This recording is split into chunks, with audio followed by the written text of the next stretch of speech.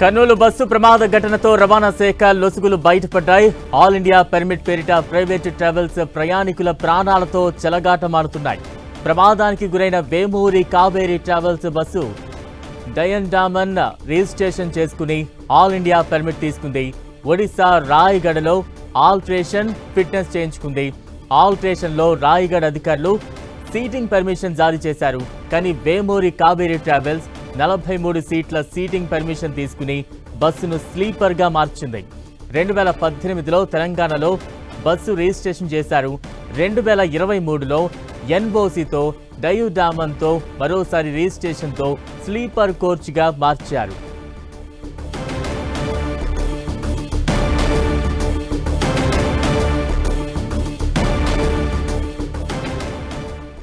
Kurnool bus ప్రమాద ఘటనతో రవాణా శాఖ లొసుగులన్నీ కూడా బయటకు వస్తూ ఉన్నాయి. ఆల్ ఇండియా పర్మిట్ పేరిట ప్రైవేట్ ట్రావెల్స్ ప్రయాణికుల ప్రాణాలతో చెలగాటమాడుతోంది. ప్రమాదానికి గురైన వేమూరి కావేరీ ట్రావెల్స్ బస్సు డయన్ రిజిస్ట్రేషన్ చేసుకుని ఆల్ ఇండియా పర్మిట్ తీసుకుంది. ఒడిశా రాయగఢలో ఆల్టరేషన్ చేయించుకుంది. అక్కడే ఫిట్నెస్ కూడా చేయించుకుంది. దానికి సంబంధించిన బ్రేకింగ్ న్యూస్ మనం చూస్తూ ఉన్నాం. మరోవైపు ఆల్టరేషన్లో రాయగఢ అధికారులు సీటింగ్ వరకు పర్మిషన్ జారీ చేశారు. కానీ వేమూరి కావేరీ ట్రావెల్స్ 43 సీట్ల సీటింగ్ పర్మిషన్ తీసుకుని బస్సును స్లీపర్గా మార్చేసింది. 2018లో తెలంగాణలో బస్సు రిజిస్ట్రేషన్ చేశారు. 2023లో ఎన్ఓసితో డయూడామన్తో మరోసారి రిజిస్ట్రేషన్తో స్లీపర్ కోచ్గా మార్చారు.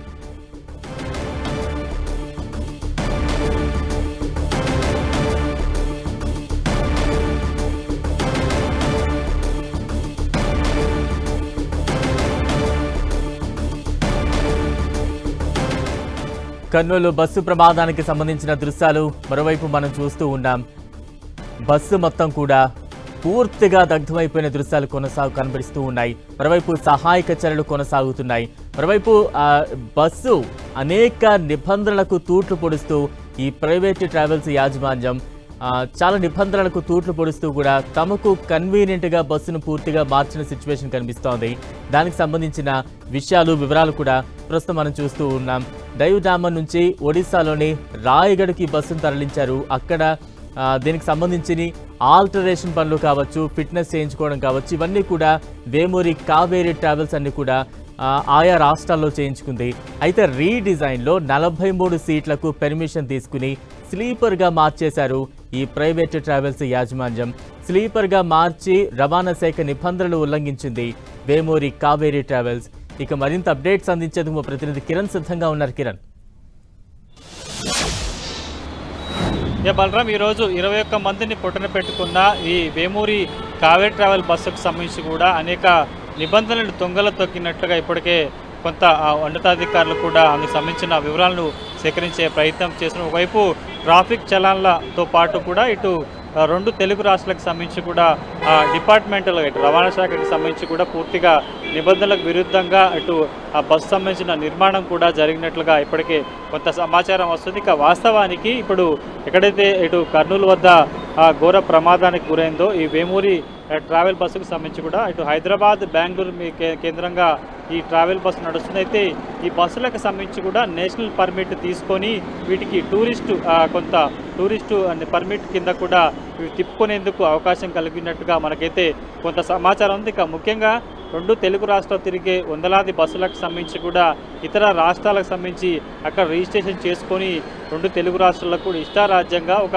నిబంధనలు లేకుండా ఒక రూటుకు సంబంధించి ఇంత ఛార్జ్ అనేది ఎలాంటి లేకుండా కూడా ఇష్టారాజ్యంగా వసూళ్లకు పాల్పడుతున్నట్టుగా మనం చెప్పుకోవాల్సి ఉంటుంది. ఇక దీనికి సంబంధించి కూడా పూర్తి స్థాయిలో ఇటు 2 తెలుగు రాష్ట్రాలకు సంబంధించి కూడా ఒక స్టేజీ క్యారియర్కి సంబంధించి కూడా సుమారుగా 4,000 ఛార్జ్ చేస్తారు. దీనికి సంబంధించి ఒక సీటుకి 4,000 రూపాయలకు పైగా ఉంటుంది. కానీ ఇక్కడ తెలుగు రాష్ట్రాలు తిరిగే ఈ ప్రైవేట్ ట్రావెల్ బస్సులకు సంబంధించి కూడా ఇతర రాష్ట్రాల్లో రిజిస్ట్రేషన్ చేసుకుని అక్కడ చాలా తక్కువగా ఉంటుంది స్టేజీ క్యారియర్ ఫీజు కావచ్చు.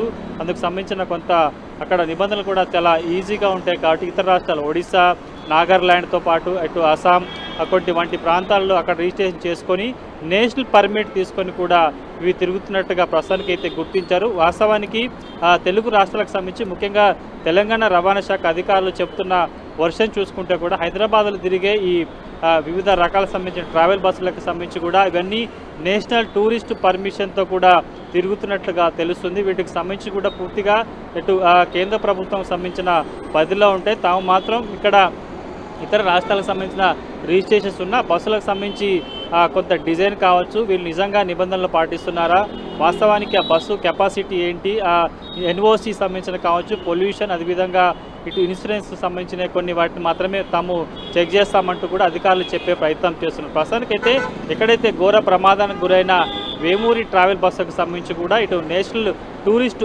పేరుతో కూడా దీనికి కొంత సంబంధించిన కొన్ని పర్మిషన్స్ ఉన్నట్టుగా గుర్తించారు. ఇక ముందుగా మనం చెప్పుకున్నట్టు కొన్ని పర్మిషన్స్ లేవంటూ వార్తలు వచ్చిన నేపథ్యంలో కొంత అప్డేట్ కాని వర్షన్ నేపథ్యంలో కూడా వీటికి సంబంధించి పూర్తి స్థాయిలో అన్ని నిబంధనలు ఉన్నట్టుగా అధికారులు చెప్తున్న పరిస్థితి కనిపిస్తుంది. కానీ మనకు అందుతున్న సమాచారం ప్రకారం అయితే ఒడిశాలో ముందుగా రాయగఢ్ వంటి ప్రాంతాల్లో రిజిస్టర్ అయిన అంతకు ముందు మరొక చోట రిజిస్టర్ చేసినట్టుగా కొంత అనుమానం వ్యక్తం చేస్తున్నారు. అందుకు సంబంధించిన ఆధారాలను వివరాలను మాత్రం తెలంగాణ రవాణా శాఖ అధికారులు ఇంకా ధృవీకరించిన పరిస్థితి కనిపిస్తుంది. పూర్తి స్థాయిలో వైపు ఈ ప్రమాద ఘటనకు సంబంధించి ఇటు కర్నూలులో కొంత ఉన్నతాధికారుల దర్యాప్తు కొనసాగుతున్న నేపథ్యంలో తెలంగాణ సంబంధించిన రవాణా శాఖ అధికారులు కూడా ఆ బస్సుకు సంబంధించి నిజంగా ఎన్ఓసి ఉందా, ఎక్కడ రిజిస్ట్రేషన్ అయింది, ఆ నిబంధనలు పాటించకుండా, ఎందుకంటే ఓలో బస్సులో సుమారుగా 40 సీట్లకు మించొద్దు, ఎందుకంటే బస్సు కొనుగోలు చేసినప్పుడు ఆ సీటింగ్ కెపాసిటీ కావచ్చు, తర్వాత దాన్ని ఆల్టరేట్ చేసుకునే అవకాశం ఉంటుంది. కాబట్టి ఆ నిబంధనలు నిజంగా వీరు పాటించారా ఏందన్న కూడా కొంత తెలుసుకోవాల్సిన అవసరం ఉందంటూ కూడా కొద్దిసేపటి క్రితం ఇటు ఖైరతాబాద్ ప్రాంతీయ రవాణా కార్యాలయ ఉన్నతాధికారులతో మాట్లాడినప్పుడు కొన్ని వివరాలు చెప్పే ప్రయత్నం చేశారు. వాస్తవానికైతే ఆ ప్రమాదం జరిగిన దానికి సంబంధించి కూడా తెలంగాణలో కొన్ని అనుమతులు ఉన్నట్టుగా చెప్పే ప్రయత్నం కూడా వారు చేశారు. కిరణ్, అంటే ఇప్పుడు మనం చూస్తూ ఉన్నాం తాజాగా ఈ ప్రమాదానికి గురైన బస్సు అనేక నిబంధనలకు తూట్లు పొడుస్తూ కూడా అనేక రకాలైనటువంటి ఆల్టరేషన్ చేయించుకుంది. ఇలాంటివే వేమూరి కావేరీకి సంబంధించిన ట్రావెల్స్ బస్సులు ఇంకా ఎన్ని రూట్స్లో తిరుగుతున్నాయి? ఆయా బస్సులు కూడా ఈ రకంగానే నిబంధనలకు తూట్లు పొడిచే విధంగానే ఉన్నాయా? ఆ దిశగా ఏమైనా అధికార యంత్రాంగం కొంత కట్టడి చేసే ప్రయత్నాలు మొదలుపెట్టిందా? ప్రస్తుతానికైతే ఎక్కడైతే ప్రమాదానికి గురైన బస్సుకు సంబంధించి కూడా కొన్ని కీలక వివరాలను తెలంగాణ రవాణా శాఖ అధికారులు సేకరించినట్టుగా తెలుస్తుంది. ఇక వీరు కేవలం ఇది ఒకే బస్సు కాదు, 100కు పైగా వేమూరి ట్రావెల్ బస్సు తెలుగు రాష్ట్రాల్లో కాకుండా దక్షిణాది రాష్ట్రాలతో పాటు ఉత్తరాది రాష్ట్రాలకు సంబంధించి కూడా కొన్ని పదుల సంఖ్యలో సిటీల్లో కూడా వీరు ఆ టూరిస్టు పర్మిట్ పేరుతో కూడా ఇటు బస్సులు నడుపుతున్నట్టు ఇప్పటికే రవాణా శాఖ అధికారులు గుర్తించారు. ముఖ్యంగా ఉదయం ప్రమాదం జరిగిన ఈ ఒడిశా బస్సుకు సంబంధించి కూడా తెలంగాణ ఎన్ఓసి అంటే ఇక్కడ తిరిగేందుకు ఎన్ఓసి తీసుకోవాల్సి ఉంటుంది, అవి ఉన్నట్టుగా గుర్తించారు. కానీ ఇక పూర్తి స్థాయిలో కొంత సమాచారం రావాల్సి ఉంటుంది. ముఖ్యంగా మీరు చెప్తున్నట్టు ఈ బస్సుకు సంబంధించి ఆల్టరేషన్ సంబంధించి వాస్తవానికి 39-38 సీట్లకు సంబంధించి ఉండాలి కాబట్టి 42 సీట్లుగా చేశారంటూ కూడా కొంత సమాచారం వస్తున్న నేపథ్యంలో దీనికి సంబంధించి వాస్తవానికి బాడీ స్ట్రెచర్ ఎంత, దీనికి సంబంధించిన రీడిజైనింగ్ ఎక్కడ జరిగింది, నిజంగా ఓలో బస్సుకు సంబంధించి ఎక్కడన్నా నిబంధనల విరుద్ధంగా జరిగాయన్న కోణంలో కూడా కొంత ఆర్టీఏ అధికారులు కూడా సమాచారం సేకరించే ప్రయత్నం అయితే చేస్తుంది. ఇక వీటితో పాటు ఒకవైపు రవాణా శాఖ అధికారులకు సంబంధించిన నిబంధనలకు సంబంధించి అధికారులు కొంత సమాచారం తెప్పించుకునే ప్రయత్నం చేసి ఇక హైదరాబాద్ నగరంలో తిరిగే ట్రావెల్ బస్సులకు సంబంధించి కూడా వాస్తవానికి ఇక్కడ ట్రాఫిక్ రూల్స్ పాటించట్లేదు, బేకారం చేస్తున్నట్టుగా మనం చెప్పుకోవాల్సి ఉంటుంది. కేవలం వేమూరి కావేరీ ట్రావెల్స్ల బస్సులే కాదు, పదుల సంఖ్యలో నిత్యం హైదరాబాద్ నగర రోడ్ల మీద ఈ బస్సులు చాలా నానా యాగి చేస్తున్నట్టుగా మనం చెప్పుకోవాల్సి ఉంటుంది. రాత్రి 10 తర్వాత ఈ బస్సులు ఇష్టారాజ్యంగా రోడ్ల మీద ఎక్కడ పడితే అక్కడ ఆపేసి వాటి ఆఫీసుల ముందు బ్రాంచ్ ఆఫీసుల ముందు ఆపేసి ప్రయాణికులు ఎక్కించుకోవడం, ఆ తర్వాత ట్రాఫిక్ పోలీసులు వచ్చి ఫొటోస్ తీసుకొని వెళ్ళడం మాత్రమే చేస్తారు. కానీ ఒక్కొక్క బస్సుకు సంబంధించి కేవలం ఈరోజు ప్రమాదం జరిగిన తర్వాత మనం కావేరీ ట్రావెల్ బస్సులకు సంబంధించి వాస్తవానికి ఇవి నిజంగా హైదరాబాద్ నగరంలో ట్రాఫిక్ నిబంధనలు పాటిస్తారని కూడా మనం చెక్ చేసినప్పుడు కూడా కొంత విసుగుపోయే విషయాలు వెలుగు చూసినట్టుగా చెప్పుకోవాల్సి ఉంటుంది. ప్రమాదానికి గురైన ఒడిశా రిజిస్ట్రేషన్ పేరు మీద ఉన్న ఆ బస్సుకు సంబంధించి కూడా 23,000 పైచీలకు సంబంధించిన ట్రాఫిక్ పోలీసుల చలానాలు ఉన్నాయి. ఇక మిగతా పదుల సంఖ్యలో బస్సులకు సంబంధించి కూడా 10-15 వేల పైగా చలాలు ఉన్న పరిస్థితి కనిపిస్తుంది. కాబట్టి తాము రవాణా శాఖ అధికారులు మాత్రం చెప్తుంది తాము రెగ్యులర్గా 3 నెలలకోసారి 2 నెలలకోసారి తనిఖీలు చేస్తుంటాము. రిజిస్ట్రేషన్స్తో పాటు ఇన్సూరెన్స్, పొల్యూషన్తో పాటు పర్మిట్ సంబంధించి కావచ్చు, ఏంటి నిజంగా నిబంధనలు పాటిస్తున్నాయా, లేకపోతే సీట్లకు సంబంధించిన ఆల్టరేషన్ జరిగిందని కూడా తాము దాడులు చేస్తూ సోదాలు చేస్తూ కూడా తెలుసుకే ప్రయత్నం చేస్తామంటూ కూడా తెలంగాణ రవాణా శాఖ అధికారులు చెప్తున్నారు. కానీ కొంత కేవలం ఈరోజు ప్రమాదం చోటు చేసుకున్న తర్వాత ఈ వేమూరి కావేరీ ట్రావెల్ బస్సుకు సంబంధించి ఏదైతే కొంత సీటింగ్ కెపాసిటీ కావచ్చు రీసీటింగ్ చేసిన ఆరోపణల నేపథ్యంలో దీనికి సంబంధించి కొంత సమాచారం తీసుకునే ప్రయత్నం చేసే ప్రయత్నం చేస్తామంటూ కూడా తెలంగాణ రవాణా శాఖ అధికారులు చెప్తున్నారు. పూర్తి స్థాయిలో ఈ ప్రమాదానికి సంబంధించి ఇటు తెలంగాణ రవాణా శాఖ కొంత హైలైట్ అయినట్టు తెలుస్తుంది. రేపు 2-3 రోజుల్లో పూర్తి స్థాయిలో మరొకసారి ఆకస్మిక తనిఖీలు చేసేందుకు కూడా సన్నద్ధం అవుతున్నట్టుగా మనం చెప్పుకోవాల్సి ఉంటుంది. బలరాం, కిరణ్, అంటే చట్టాలు బలంగా ఉన్నప్పటికీ కూడా అధికార యంత్రాంగం అంతా కూడా కొంత నిర్లక్ష్యం వహిస్తోందనే ఆరోపణలు కూడా పెద్ద ఎత్తున వినిపిస్తున్నాయి. ఇటువంటి ప్రమాదాలు జరిగినప్పుడే తూతూ మంత్రంగా అప్పటికప్పుడు ఈ చెకింగ్లు చేయడం కావచ్చు, ఇవన్నీ చేస్తున్నారు. తర్వాత మళ్ళా వాటన్నింటినీ కూడా పక్కన పెట్టేస్తున్నారనే ఆరోపణలు పెద్ద ఎత్తున వినిపిస్తున్న నేపథ్యంలో ఈసారి ఎటువంటి ప్రణాళికలతో ఫుల్ ఫ్లెడ్జ్డ్గా రెగ్యులర్గా జరిగే విధంగా ఎటువంటి సీరియస్ యాక్షన్ ఉండబోయే ఛాన్సెస్ ఉంటాయంటారు? ఖచ్చితంగా మీరు చెప్తున్నట్టు, ఎందుకంటే 2 తెలుగు రాష్ట్రాల్లో ఇది అత్యంత 3వ పెద్ద ప్రమాదంగా మనం చెప్పుకోవాల్సి ఉంటుంది. గత కొన్నేళ్ల క్రితము మహబూబ్నగర్ పాలెం వద్ద కూడా ఒక సేమ్ యాజిటీజు ఒక బస్సు ప్రమాద ఘటన జరిగింది. అందులో చాలామంది చనిపోయారు. ఆ తర్వాత కొంత రవాణా శాఖ అధికారులు కూడా ప్రైవేట్ ట్రావెల్ బస్సులకు సంబంధించి నిబంధనలు పాటిస్తున్నాయా, ఎక్కడ రిజిస్ట్రేషన్ చేసుకుంటే ఇన్సూరెన్స్, పర్మిట్లకు సంబంధించి కూడా పూర్తిగా నిబంధనలు పాటిస్తున్న లేదంటూ కూడా గతంలో కొంత హడావుడి చేశారు. ఆ తర్వాత పండగ సమయంలో కూడా వీటికి సంబంధించి కూడా కొంత రవాణా శాఖ అధికారులు అడపాదడపా దాడులు చేసి కొంత చెకింగ్ చేసి చేతులు దుక్కున్న పరిస్థితి కనిపిస్తుంది. తీరా మరొకసారి తెలుగు రాష్ట్రాలు కావచ్చు, దేశవ్యాప్తంగా మరొకసారి కుదిపేసే ఘటనగా మనం చెప్పుకోవాల్సి ఉంటుంది. ప్రైవేట్ ట్రావెల్స్ సంబంధించిన చరిత్రలో ఒక పెద్ద ప్రమాదంగా మనం చెప్పుకోవాల్సి ఉంటుంది. కాబట్టి ఎందుకంటే ముఖ్యంగా హైదరాబాద్ కేంద్రంగా దేశంలోని వివిధ ప్రాంతాలకి కేవలం వేమూరి కావేరీ ట్రావెల్ బస్సే కాదు, వివిధ రకాల సంబంధించిన కార్పొరేట్ సంబంధించిన ట్రావెల్ బస్సులు కూడా ఇక్కడ నుంచి వివిధ ప్రాంతాలకు ఆపరేట్ అవుతాయి. కేవలం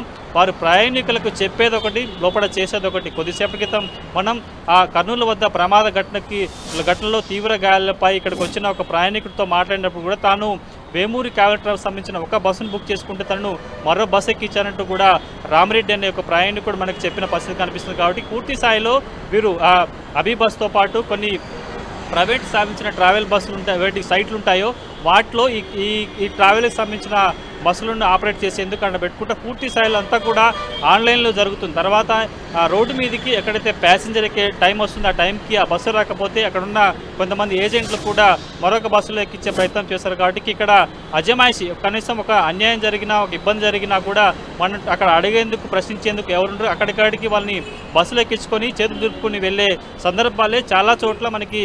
ఎందుకంటే ఒకవేళ ప్రమాదం జరిగినా, ఒకవేళ బస్సుకు సంబంధించి ఏదైనా ఇబ్బంది అవాంతరం ఏర్పడినా, సాంకేతిక సమస్యలు కూడా అర్ధాంతరంగా రోడ్డు మీద వదిలేసి వెళ్ళిపోయిన ఘటనలు కూడా మనం తెలుగు రాష్ట్రాల్లో చాలా చూస్తుంటాం. కాబట్టి ప్రస్తుతానికి ఈ ఘటన నేపథ్యంలో తెలంగాణ ప్రభుత్వం మరొకసారి రవాణా శాఖ అలర్ట్ అయినట్టుగా చెప్పాల్సి ఉంటుంది.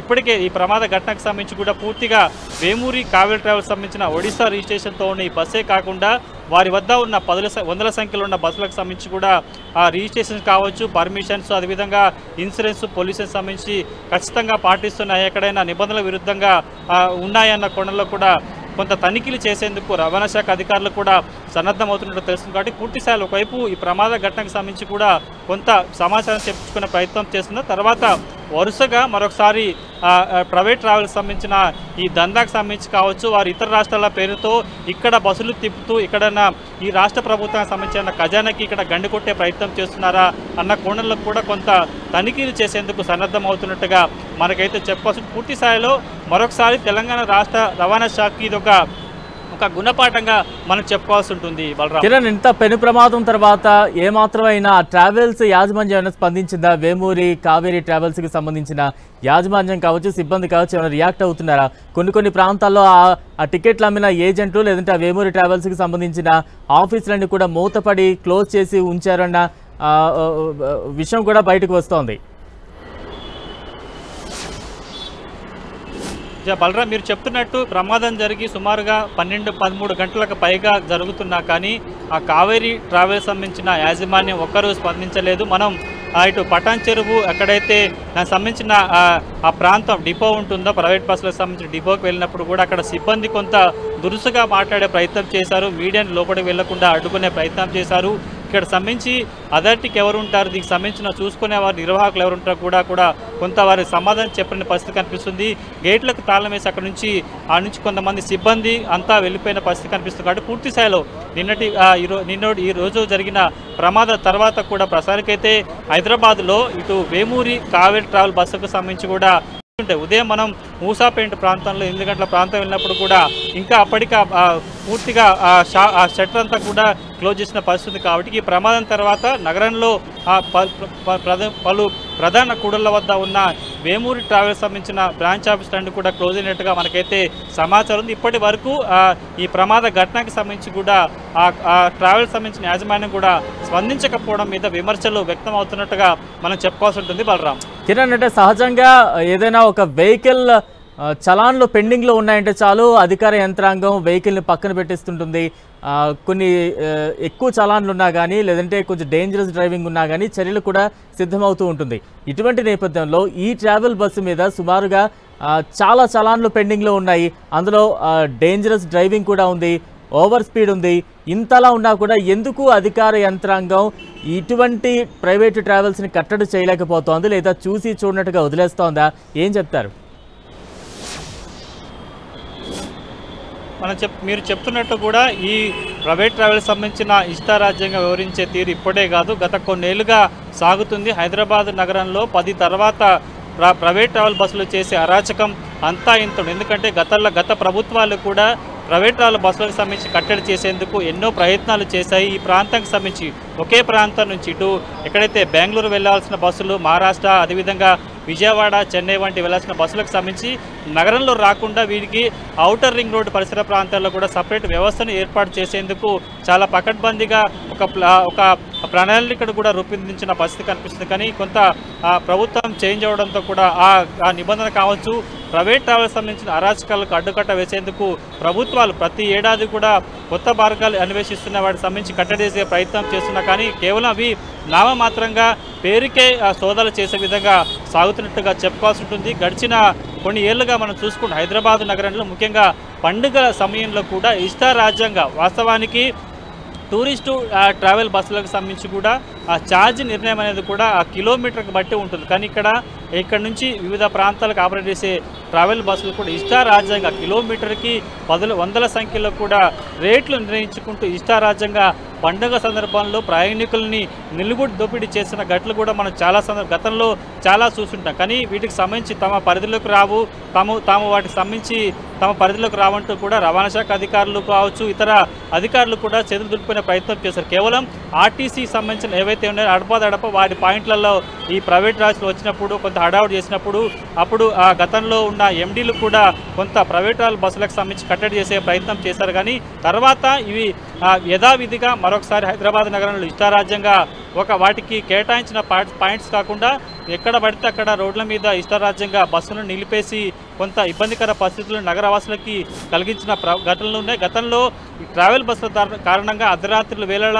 హైదరాబాద్ నగరంలో, ఎందుకంటే నగరంలో హైదరాబాద్లో మామూలుగా ఉదయం టైంలోనే పీక్ అవర్స్లో చాలా ఎక్కువ ట్రాఫిక్ ఉంటుంది. కానీ రాత్రులు కూడా 10 నుంచి 1 గంట వరకు హైదరాబాద్ నగరంలో చాలా ప్రధాన రహదారుల నుంచి వెళ్ళాలంటే కూడా ఈ ట్రావెల్ బస్సులు చేసే అరాచకం అంతా ఇంత ఉన్నట్టు గతంలో పలువురు ప్రయాణికులు నేరుగా డీజీపీలకి సిపిలకు కూడా కంప్లైంట్ చేసిన పరిస్థితి ఉంది. కాబట్టి కొంత వాటి కట్టడి చేసేందుకు ట్రై సిటీలో సంబంధించిన కమిషనరేట్ సంబంధించిన పోలీసులు కూడా కొంత ప్రయత్నం చేశారు. కానీ అది పూర్తి స్థాయిలో కొంత అందుబాటులోకి రాలేదు, ఆచరణకు సాధ్యం కాలేదని కూడా మనం చెప్పుకోవాల్సి ఉంటుంది. ఈరోజు ఉదయం చోటు చేసుకున్న ఘటన తర్వాత కూడా పూర్తి స్థాయి, ఎందుకంటే ఎక్కువగా ప్రైవేట్ రైలు బస్సులు పటాన్ చెరువు, లింగంపల్లి, మియాపూర్, కుక్కట్పల్లి, అమీర్పేట వంటి పాయింట్ల నుంచి కూడా ఎక్కువగా స్టార్ట్ అవుతుంటాయి. ఈ బస్సులు ఎక్కే వారు కూడా ఎక్కువ మంది అక్కడి నుంచే ట్రావెల్ అవుతారు. ఎందుకంటే ఎల్బీ నగర్ వంటి పాయింట్లో కొంత తక్కువగా ఉన్నా కానీ ఈ ఎక్కువగా ఇతర రాష్ట్రాలకి ఆంధ్రప్రదేశ్కి వెళ్ళే వాసులంతా కూడా కుక్కట్పల్లి, మియాపూర్, ఇటు లింగంపల్లి, అటు విధంగా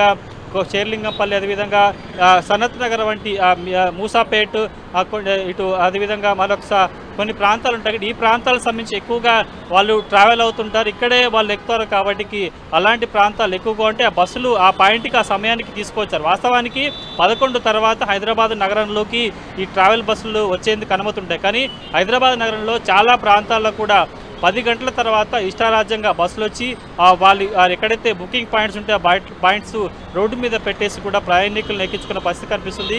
ఇప్పటికే మనం చూస్తే ఉదాహరణకి ఈరోజు మనం ట్రావెల్స్ సంబంధించిన బస్సులకు సంబంధించి చలాన్లు పరిశీలిస్తే కూడా మనకి చాలా చోట్ల ప్రమాదం జరిగిన బస్సుకు సంబంధించి 23,000 పైచీలకు, ముఖ్యంగా ర్యాష్ డ్రైవింగ్, డేంజరస్ డ్రైవింగ్ అంటూ కూడా అందులో ట్రాఫిక్ పోలీసులు రాసిన పరిస్థితి కనిపిస్తుంది. ఇక ముఖ్యంగా కొన్నిటికి ఎంట్రన్స్ అయ్యే మార్గం ఏదైతే ఉంటుందో వాటిని కూడా నిబంధనలు తుంగలో దొక్కి లోపలికి వచ్చిన వాటికి సంబంధించి కావచ్చు, నో పార్కింగ్ సంబంధించిన ప్రాంతాల్లో కూడా చలాలు వించినవి చాలా ఎక్కువగా ఉన్నాయి. కేవలం కావేరీ ట్రావెల్ బస్సులే కాదు, వివిధ రకాలకు సంబంధించిన బస్సులు కూడా నిబంధనల విరుద్ధంగా ట్రాఫిక్ రూల్స్ను బ్రేక్ చేసి ఇక్కడ ఇష్టారాజ్యంగా తిరుగుతున్నట్టుగా మనం చెప్పాల్సి ఉంటుంది. బలరాం. రైట్.